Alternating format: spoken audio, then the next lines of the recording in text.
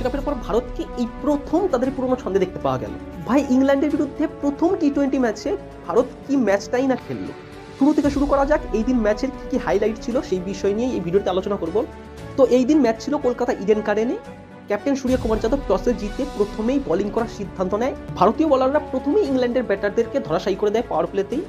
ভারতীয় বোলারদের মধ্যে হরদীপ সিং এবং বরুণ চক্রবর্তী যা বল করেছে তার জবাবে ইংল্যান্ডের ব্যাটারদের কাছে প্রায় কিছু ছিল নাই বললেই চলে। তো ইংল্যান্ডের ব্যাটারদেরকে প্রথমেই সল্ট এবং ডাকেট আসে এবং সল্ট 3 বলে 0 রান আউট হয়ে যায়। আর বাদ বাকি এই ম্যাচের মধ্যে অন্য কোনো প্লেয়ারই কিছু করতে পারেনি, শুধুমাত্র ক্যাপ্টেন জর্জ বাটলার 44 বলে 68 রান করে। সে 8টি 4 এবং 2টি 6 মারে। তার স্ট্রাইক রেট ছিল 154.55। ভারতীয় বলাররা কিন্তু এই ম্যাচে খুব ভালো বল করেছে। যেমন হরদীপ সিং পাওয়ার প্লেতে 3 ওভার বল করেছিল, 3 ওভারে সে মাত্র 10 রান দিয়েছিল। আর হার্দিক পান্ডিয়া পাওয়ার প্লেতে একটু মার খেলেও পরবর্তীতে সে এভারেজ করে নেয়। তো হরদীপ সিং টোটাল 4 ওভার বল করেছে, 17 রান দিয়েছে, 2টি উইকেট পেয়েছে। তার ইকোনমি ছিল 4.20। আর বরুণ চক্রবর্তী 4 ওভারে 23 রান দিয়েছে, 3টি উইকেট পেয়েছে, 5.80 তার ইকোনমি রেট ছিল। আর অক্ষর প্যাটেলও ভালো বল করেছে, 4 ওভারে 2টি উইকেট, 22 রান দিয়েছে।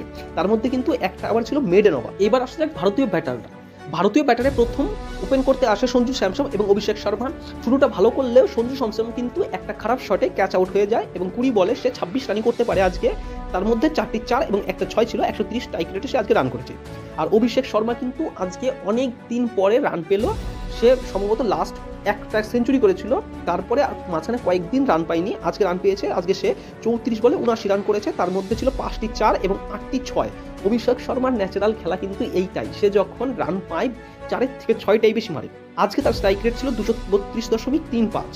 আর সূর্যকুমার যাদব কিন্তু আজকে 3 নম্বরে ব্যাট করতে আসে, তিলককে 4 নম্বরে দেয়, কারণ সঞ্জু স্যামসন প্রথম উইকেটটা পড়েছিল। তো সূর্যকুমার যাদব কিন্তু 3 নম্বরে ব্যাট করতে এসেও 3 বলে 0 করে আউট হয়ে যায়। তিলক বর্মা 4 নম্বরে ব্যাট করতে আসে, 16 বলে সে 19 রানই করতে পারে এবং রানটাও যেহেতু কম বাকি ছিল, কারণ অভিষেক শর্মা অপোজিট এন্ড থেকে দুর্দান্তভাবে শট করেছিল, একের পর এক শট করেই যাচ্ছিল।